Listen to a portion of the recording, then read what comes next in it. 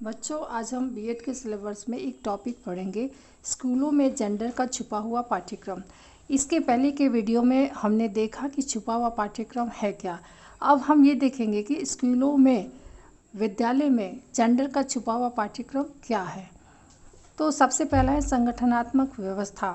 अगर हम संगठनात्मक व्यवस्था की बात करें तो इसके अंतर्गत जो भी कक्षा तथा स्कूल में जगह का विभाजन या फिर लड़के या लड़कियों के बैठने की व्यवस्था, या हम कह सकते हैं जो पार्टीशन किया जाता है कि एक तरफ लड़के बैठेंगे एक तरफ लड़कियां, इस तरह जो जगह का विभाजन किया जाता है, या फिर ये कह सकते हैं कि जो बैठने की व्यवस्था है वो भी स्कूलों में जेंडर का छुपा हुआ पाठ्यक्रम के अंतर्गत हम कह सकते हैं। इसके अलावा दूसरा है स्कूल में विभिन्न कार्य वितरण तथा श्रम का लैंगिक विभाजन।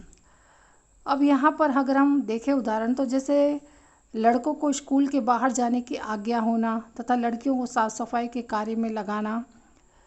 यहाँ पर कहने का तात्पर्य यह है कि अगर बाहर किसी काम से भेजना होता है तो लड़कों को ही प्राथमिकता दी जाती है, न कि लड़कियों को। दूसरी चीज़ है कि अगर कोई साफ़ सफाई या फिर कोई फंक्शन है, कोई सजावट है या फिर साफ़ सफाई को लेकर के है, तो वो महिलाओं को, यानी हम कहेंगे कि लड़कियों को दिया जाता है। तो इस प्रकार हम कह सकते हैं कि स्कूल में जो विभिन्न कार्य वितरण या श्रम विभाजन, इससे भी हम लैंगिक विभाजन है, इससे भी हम छिपा पाठ्यक्रम के अंतर्गत ले सकते हैं। इसके पश्चात है स्कूलों में प्रतिदिन के कार्यकलाप, अभ्यास एवं परंपराएं।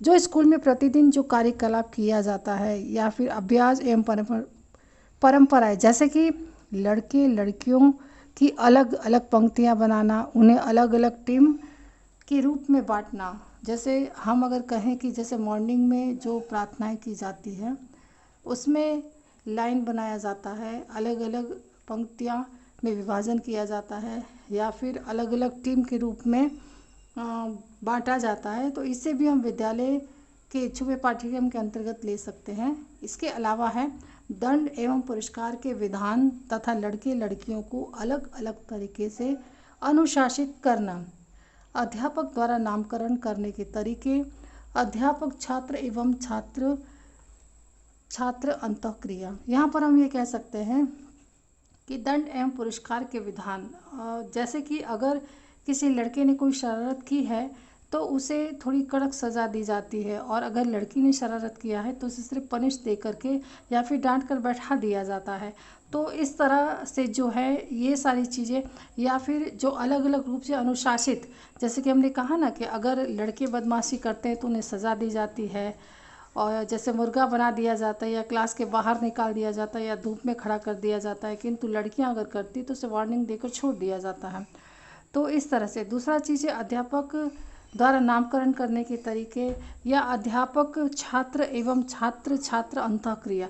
अध्यापक और छात्र के बीच जो अंतःक्रिया होती है या फिर छात्र छात्र के बीच जो अंतःक्रिया होती है, इन सब चीज़ों को हम स्कूलों में जेंडर का छुपा हुआ पाठ्यक्रम के अंतर्गत हम ले सकते हैं। तो इस तरह से बच्चों, ये छुपा पाठ्यक्रम और छुपा पाठ्यक्रम के अंतर्गत जो स्कूलों में जेंडर का छुपा हुआ पाठ्यक्रम है, ये जो चीज़ हमने समझा है, ये छुपा हुआ पाठ्यक्रम के अंतर्गत ही हम इसे लेंगे।